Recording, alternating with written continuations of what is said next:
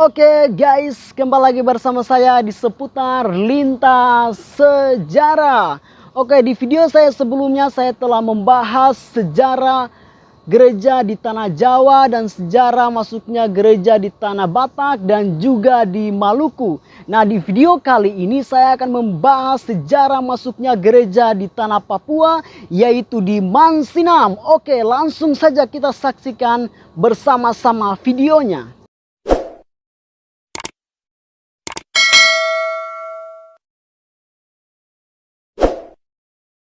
Injil masuk di Mansinam, tanah Papua diberkati. Mengenang kembali pekerjaan pekabaran Injil di tanah Papua. Papua sudah diperkenalkan oleh bangsa Spanyol dan Portugis pada abad 14. Dalam laporan pelayaran Antonio de Brau, Spanyol, yang pertama tiba di tanah Papua tahun 1515. Francisco Serrano, Spanyol 1522. Dan juru tulis laporan pelayaran Magellan, yaitu Antonio Pigafetta, yang mengelilingi dunia dalam tahun 1519 sampai 1521, menyebutkan bahwa ada sebuah pulau besar di timur India yang bernama Ons Papuans, melaporkan kepada pemerintahan kerajaan Spanyol dan Portugis untuk diadakan penelitian dan pelayaran ke daerah baru tersebut. Perdagangan budak dan cendrawasih di Papua. Manusia Papua diandai manokwari yang dilukis oleh tukang gambar kapal perang Belanda Edna van Roseborn pada tahun 1868. Inilah yang dimaksudkan dengan Papua. Orang berambut gimbal dan keriting. Jadi kata Papua bukan berasal dari bahasa Sanskerta atau Malay. Orang Arfak dan perdagangan burung cendrawasih sebelum masuknya Injil di Mansinam pada tanggal 5 Februari 1855. 1550 sampai 1855. Mamboki rum sayur dan bawai rumadas. Burabesi, Fakok dan Pas Revi. Mamboki rum sayur dan bawai rumadas adalah dua kepala suku besar dari suku Mansinam. Marga rum sayur dan rumadas yang pertama melakukan perjalanan ke Ternate pada abad 19 untuk membayar upeti sebelum masuknya Injil di Mansinam 5 Februari 1855. Keduanya mendapat gelar dari Sultan Tidore, yaitu rum sayur mendapat gelar Sawo, sedangkan rumadas Sangaji. Mereka berdua belajar untuk membuat parang, tombak atau lembing, dan gelang tangan. Karena keduanya mempelajari cara menempah besi di sana. Alat-alat inilah yang kemudian ditukarkan kepada orang Arfak di Andai atau di Mansinam dan Maldogga di Ayambori, Kuawi oleh kedua kepala suku ini. Sangaji Bernard Rumadas. Dia adalah seorang kepala Sangaji yang mempunyai pengaruh besar atau memberi di Gelvin Bay. Ia memimpin 20 orang pendayung dari Mansinam dengan sebuah perahu dayung, mengantar Sendeling Geisler, Franz Moske, dan Rudolf Beyer, membawa Injil ke Wondama dan Nabire pada tanggal 1 sampai 15 Mei 1866. Tanggal 4 Mei 1866 tiba di Jomber Roswar, Teluk Wondama. Tanggal 6 Mei 1866 di Ron dan tanggal 5 Mei 1866 di Yaur Nabire. Lukas Burwos. Lukas Burwos adalah seorang memberi yang perkasa. Ia juga bekas pengayau dan pemburu budak kelas kakap dan memimpin ekspedisi perampasan budak di kampung-kampung yang ada di pantai utara tanah New Guinea. Namun ketika bertobat dan dibaptis, Ia adalah orang yang paling dipercaya oleh Sendeling FGF Van Hessel dan ayahnya J.L. Van Hessel. Ia dipercayakan untuk mengantar guru yang pertama ke Pakreki, Numfor pada tanggal 12 Oktober 1908, yaitu penginjil Stefanus Kalibongso. Dan di sana ia berkhotbah tentang Yesus Kristus. Pulau-pulau pengkhianat. Penduduk utara Tanah New Guinea atau Biak yang sebagian dari kehidupan dan budayanya sama dengan daerah di Teluk Gilvenbal. Bangsa-bangsa di dunia memberikan nama tanah Papua menurut maksud dan kepentingan. Misalnya kerajaan Belanda ketika utusan U.Z.V. hendak diutus ke Papua. Mereka namakan negeri hitam di tanah Papua jauh, Manansawar dan Manaswari. Teluk Doreri dengan Pulau Mansinam yang dilukis oleh von Roseboord dari kapal perang Belanda Etna pada tahun 1858 ketika berlabuh di teluk tersebut. Mansinam berasal dari kata mansim ketika orang Numfor gelombang kedua dari marga keturunan Bawei, Rumadas, dan Mamboki, Rumsayur, mengadakan kontak dengan kepala suku Mansim, serta tinggal di Andai dan Raimuti. Raimuti adalah nama asli dari Mansinam atau Mansim, yaitu dari bahasa Numfor, Dore Mansinem. Burung-burung hitam kecil bermoncong kuning yang biasanya berada di Pulau Raimuti. Mansinam kemudian bernama Mansinam Bemuk. Mansinam yang putus orang Rumsayur ketika menetap di Mansinam. Mereka membawa nama ini untuk pulau yang baru mereka tempati, yaitu Mansinam. Nama asli dari Manansawari atau Mananswari yang dalam tahun 1705 Yakob Weiland dengan 3 buah kapal berlabuh di Dore, Biak, Yapen, dan Teluk Wandama.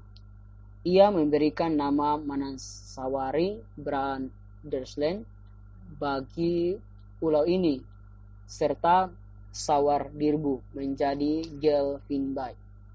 Kata dari Carlos Wilhelm Otto, Wawi 19 November 1862. Otto berkata, semoga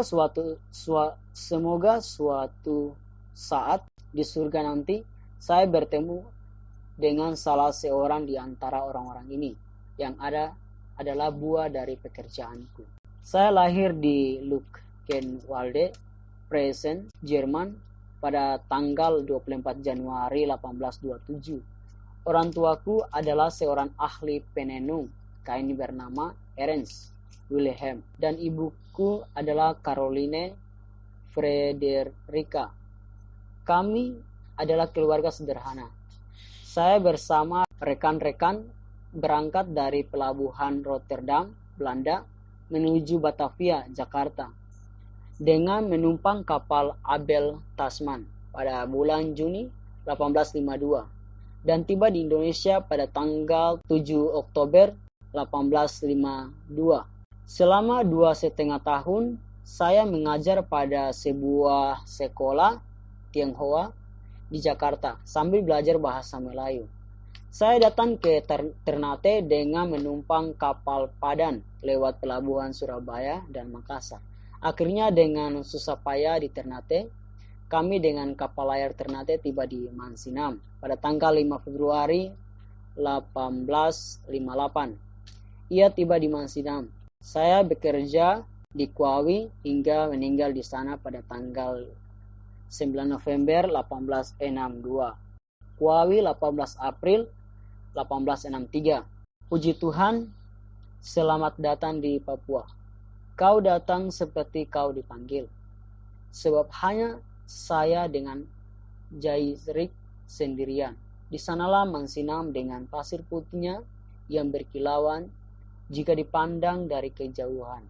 dan pada penghujung teluk ini.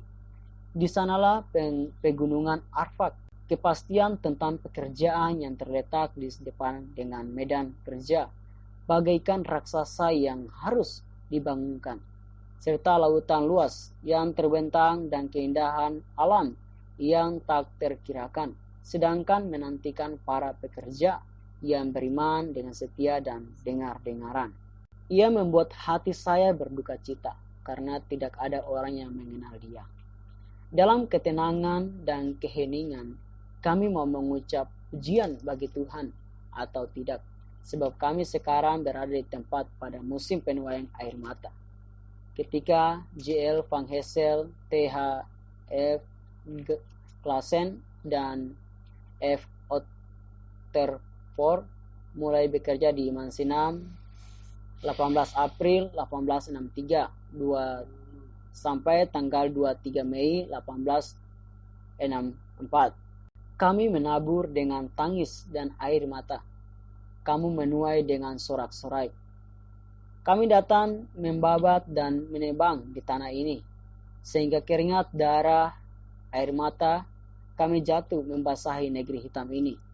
Tulang-tulang kami pun tumbuh menghiasi pesisir pantai, pulau, muara sungai hingga kampung-kampung nan jauh terpencil di kaki langit yang membiru. Nama-nama kami disebut bahkan dilupakan ketika gereja ini merayakan HUT-nya yang kesekian kali. Tetapi roh dan jiwa kami di surga, anak, cucu, dan keluarga kami tidak pernah melupakan tanah ini, orang Dore, Arfak, dan orang Papua. Dari Mansinam ke kaki bukit Aitumeri, Mie, Teluk Pondama, tanggal 4 Mei 1866 sampai 4 Mei 2003. Injil tiba di Mansinau 5 Februari 1855. Namun perkembangan sangat lama hingga meninggal Otto tanggal 9 Mei 1862 hingga tanggal 1 sampai 15 Mei 1866. Dilakukan perjalanan orientasi pekabaran Injil di Teluk Pondama yang dilakukan oleh Geisler, Moske, dan Rudolf Beyer ke Gelfinbald, Yapen, dan Numfor oleh Geisler dan Kurt Beyer November 1866. 3 orang sendeling yang membawa Injil ke Teluk Pondama 4 Mei 1866, yaitu Johann Gotthold Geisler, Franz Moske, Rudolf Beyer. Kami datang ke tanah New Guinea, Papua, bukan untuk mencari kekayaan atau maksud kepentingan tertentu. Tetapi kami datang ke negeri hitam ini untuk membawa Injil dan nama Yesus, serta mengangkat hakikat dan martabat orang Papua. Sehingga jika kami hidup atau mati, maka kami hidup dan mati untuk tanah dan bangsa Papua. Kami pun tidak menyuruh orang Papua menghargai kami atau mengingat jeripaya kami. Tapi jika gereja ini merayakan hari ulang tahunnya yang kesekian kali, jangan lupa menyebut nama-nama kami. Rasul orang Arfak, Sendeling W.H. Wolders, dan Nyonya tiba di Andai pada tanggal 2 Desember 1868. Ia meninggal pada tanggal 30 Juni 1892. Nyonya pulang ke Belanda dan meninggal tahun 1899. Selama 25 tahun ia bekerja sudah ada 40 orang dari 50 orang warga jemaat dan 18 orang pengikut perjamuan kudus. Andai selanjutnya ditangani oleh W.D. Metz, Sadrak, Krehoff, F.G.F. Van Hessel, D.B. Starrembung, hingga Guru Daniel Y. pada tahun 1870, 1881. Seorang guru Sanggir bertugas di sana, namun setelah istrinya meninggal di Andai, ia pulang Sanggihe, termasuk istri dari Sendeling, W.L. James, yang juga meninggal di Andai tanggal 9 Mei 1879. Hilang dalam sejarah, abadi dalam kenangan. Sendeling Gottlieb Ludwig Bink yang menemukan kayu besi, danau Sentani, dan manusianya membuat kart dari Hami, Entrop, Abe ke Sentani. Ia bekerja selama 29 tahun bagi tanah dan bangsa Papua. Namun ia dilupakan. Mansinam, Dore, Manokwari 14 tahun. Jende Ron 15 tahun. Ia adalah penemu kayu besi, Merbau, Danau Sentani 1892, membuat kart dari Hamadi, Entrop, Abe hingga Sentani. Membangun Jemaat Maranatha Kota 1872 yang dimulai dengan 4 orang tebusan. Ia membawa Injil ke Metu Debi 3 April 1892, bertugas di Jenderon 2 April 1884, meninggal 3 Mei 1899 di Jende. Kami mencintai tanah New Guinea dan manusianya melebihi tanah saudara dan keluarga kami. Ini kata dari Sendeling Gel Bink dan Nyonya Jen Ron 1884 sampai tahun 1899. Wilhelmina Augusta Letts Kwawi 7 Januari 1858 sampai 17 April 1863. Orang New Guinea adalah orang-orang yang patut dikasihani dan sebagainya. Hasrat saya ialah agar selekas-lekasnya saya dapat langsung bekerja di antara perempuan-perempuan Papua yang sangat terbengkalai. Saya ingin mengajar mereka menjahit supaya mereka dapat membuat pakaian bagi dirinya. Singkatnya, saya berharap dapat sedikit membuat mereka itu menjadi manusia. Semoga saya dapat menjadi contoh bagi mereka dan memperoleh simpati mereka melalui cinta saya. Snori Ro Papua Snari, yang artinya namanya Mama Orang Papua, Wilhelmina Mun. Kaum Ibu Maria Marta yang dibentuk di Mansinam tahun 1875 oleh Wilhelmina Mun. Perempuan Papua dan pengaruhnya dalam medan pekabaran Injil 1865 sampai 1908.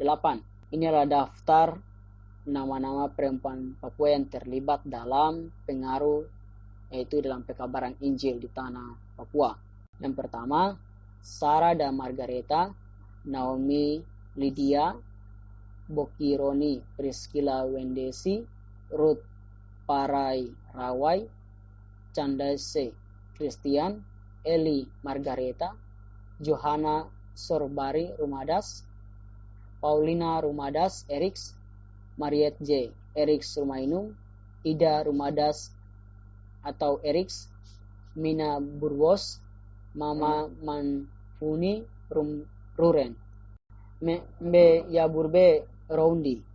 Rasul orang Biak ini mempunyai pengaruh yang sangat besar dalam peradaban, pendidikan, dan pekabaran Injil selama hampir 50 tahun. Injil di tanah New Guinea, terutama ke daerah berbudaya Biak Numfor, dari Raja Ampat, Teluk Dore, Teluk Wondama, Yapen, dan pulau-pulau Kumamba. Keluarga Sendeling Frans Jahenen, Frederik van Hessel, nyonya dan kedua anak. Beko Aquila Rumadas. Keluarga Aquila Rumadas di Bukit Kamadiri, Windesi, Teluk Wondama, tahun 1889. Willem Rumainung berdiri di kiri paling belakang. Beko Aquila Rumadas menikah dengan Bokiro Roni Priscilla Windesi. Keduanya dibaptis di Mansinam pada tanggal 29 April 29 April 1889 oleh Sendeling J. van Hessel. Karena keduanya dipercayakan oleh Sendeling Jan van Balen dan nyonya untuk bersama mereka pergi membawa Injil ke orang Wendesi hingga tahun 1889. Keduanya kembali ke Mansinam. Aquila Rumadas menjadi kepala kampung Kristen yang dibangun oleh Sendeling J.L. van Hessel di Mansinam tahun 1889. 1896 dengan nama Bethel bersama istrinya.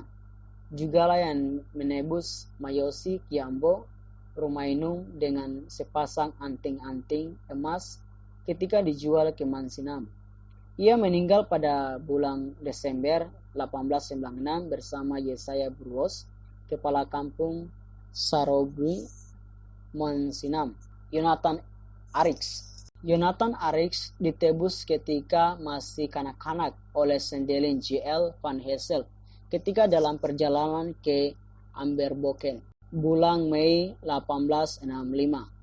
Ia memang berasal dari daerah Kebar, tetapi mereka sering datang ke Amberboken dan diculik oleh kelompok orang Numfor daerah Dore, menikah dengan Paulina Rumadas. Ia mempunyai sikap yang baik, suka mendengar sehingga ia dipercayakan pergi ke Jawa Barat atau Depok untuk melihat tempat pendidikan guru bersama Nyonya J.L. Van Hessel. Pada tahun 1890 akhirnya Petrus Caviar, Timotius Awendu, William Rumainum dikirim ke sana. Ia juga mempunyai peran yang sangat besar ketika bersama Sendeling Gelbin dan Jan van Balen mendamaikan orang, Marga Ajay Misbah dan Rumadas. Ia bertugas di Roseworth tahun 1903 sampai 1906.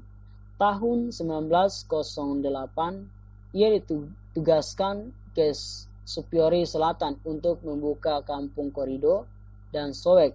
Ia selalu menemani Sendeling F.G.F. Van Hessel dalam perjalanan dari Raja Ampat hingga ke Tanah Tobi. Cucunya yang kemudian menjadi ketua Sinode GKI yang pertama, Pendeta F.G.S. Rumainum. Ali Yakob Mansim. Dia adalah anak Arfak pertama yang dibawa ke tanah Belanda pada tahun 1887 oleh Sendeling W.H. Wenders dan dibaptis di sana dengan sebuah nama dan temannya di negeri Belanda. Namanya adalah seorang tokoh berpengaruh dalam Perjanjian Lama, yaitu Yakob Mansim. Nama panggilnya adalah Ai. Ia juga pernah bersama Sendeling F.G.S. Van Hessel dibawa ke Tanah Tabi di Jayapura. Ia adalah seorang yang terkenal suka menyeleweng terhadap Sendeling dan suka melakukan rak pada tahun 1894, dan dia dan 3 anak di Andai disuruh ke Amberboken untuk membeli makan beras. Namun sampai di sana ia lambat untuk pulang karena melakukan rak dan pembunuhan. Ia jugalah yang membuat ulah sehingga guru Sadrak Kriehov pada tahun 1904 pergi meninggalkan Andai. Noseni Petrus Caviar. Anak-anak Papua yang dikirim ke Depok setelah Petrus Caviar dan Timotius Awendu dididik di sana pada tahun 1892 sampai 1896. Mayosi Kiambo, William Rumainum, Johan Eriks, Bertus Eriks, Jacob Rumfabe, Josephus Rumruren, Karel Koibur, Barnabas Lufuai, Jason Sarawan, dan Chris Nelwan. Anak-anak Papua yang bersekolah di Halmahera 1904 sampai 1916 adalah Anton Eriks, Tonce Baransano, Sam Aja Misbah, dan Lawrence Rumainum. Noseni Petrus Caviar. Anak sengaji di Urumbor ini diculik pada tahun 1880, lalu dibawa ke Korido Supyori Selatan. dijual ke Mansinam dengan harga Rp50 perak dan dibeli oleh David Kaiser orang Halmahera yang adalah tukang kayu itu, dan Lydia istrinya, perempuan Karon yang baik. Ia dibaptis pada tanggal 28 Oktober 1887 dengan nama Petrus, dan pada buku Stambuk Tua di Mansinam ia berada di urutan 86, sedangkan istrinya Ida dibaptis pada tanggal 29 April 1884 dengan nomor urut 44. Tanggal 3 April 1892 sampai tanggal 10 November 1896, ia mengikuti pendidikan di Seminari Depok. Ketika selesai dari pendidikan, ia membantu Sendeling J.L. Van Hessel di Mansinam membawa Injil ke ambang pantai pada tanggal 11 Februari 1897, Noseni. Ia menikah di Mansinam pada tanggal 12 Agustus 1898, bertugas di Ambang hingga tahun 1905 ke Mansinam. 1905 sampai 1908. Tanggal 26 April 1908 membawa Injil ke Maudori Supiori dan bertugas di sana hingga tahun 1920. Pulang ke Manokwari dan melayani di Vanindi hingga meninggal pada tanggal 2 Agustus 1926. Dia adalah guru orang Papua berdiploma yang pertama, yaitu Noseni Petrus Kaviar. Manyosi Kiambo Welem Rumainum. Anak kecil ini berasal dari suku Wabu, namanya Manyosi Kiambo, yang diculik oleh orang Maudori dan Jen Bioper ketika mereka menyerang sukunya. Kemudian dari sukunya Kampung Wari, ia dijual ke Mansinam pada tahun 1896 dan ditebus oleh Aquila Rumadas dan Priscilla Wendesi, dua orang suami istri yang baik itu. Dengan sepasang anting-anting emas, dia adalah anak yang baik dan hidup di Mansinam merupakan suatu berkat baginya, yang kemudian dibaptis pada tanggal 25 Desember 1901 pada buku Stambuk Tua di Mansinam. Ia terdaftar pada urutan 252. Ia dikirim mengikuti pendidikan di Depok pada tahun 1904 sampai 1908. Ketika selesai, ia ditempatkan di kampung di mana ia diculik, Wari Biakutara.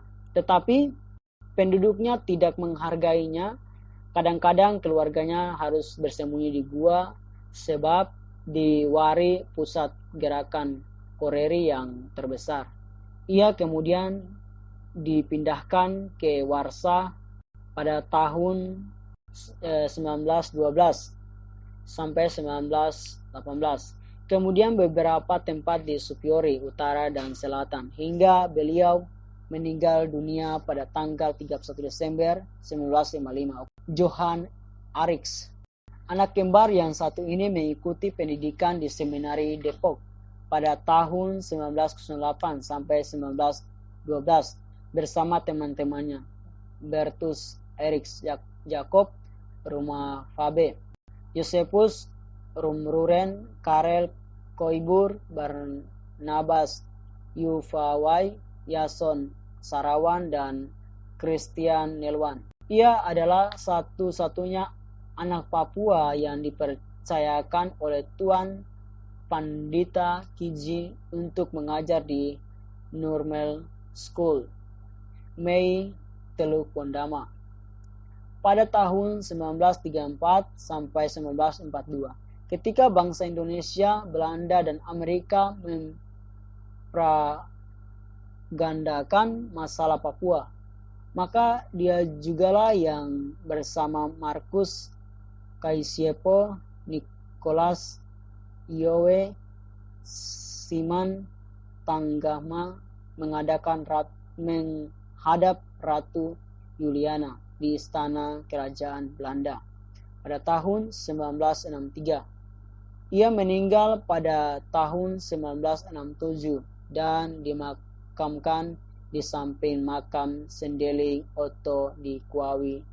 Dia adalah Johan Eriks, Nyonya Ambon di tanah New Guinea. Orang Ambon pertama yang datang ke tanah Papua adalah Cornelis Witzel 1 Februari 1866, Yosef Tomahu, Sadrak Krihoff, Alexander Epitulei, Daniel Huai, Yusuf Sianenia, Jakob Pati Sarani, Andreas de Fretes, Peter Leukabesi, Ishak Telusa, Pokeratu, Stefanus Kalibongso, dan lain-lain. Penginjil Sanggihe dan Manado. Orang Sangir yang pertama bekerja di Papua Andai adalah Andreas Palawai pada tahun 1870 sampai 1882. Salmon Kumendong, Jan Tateken, Marice Tateken, Christian Nelwan, Bastian Lano, Lasut, Cornelis Mesak, Gosal, Manggadil, S. dan Liboran, hingga Dr. S. Sumehe, milik GKI di tanah Papua. Sekian dan terima kasih. Tuhan di tanah Papua, angkat puji syukur baginya.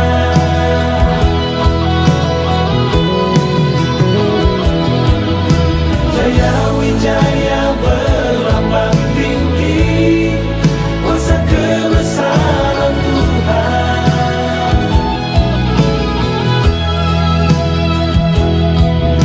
Cendrawasih kepakan sayapnya, sambut Injil iman sinar.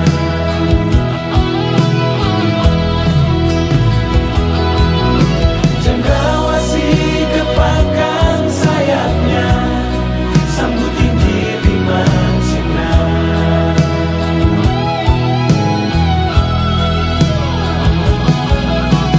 Tanah Papua diberkati, tanah Papua diberkati.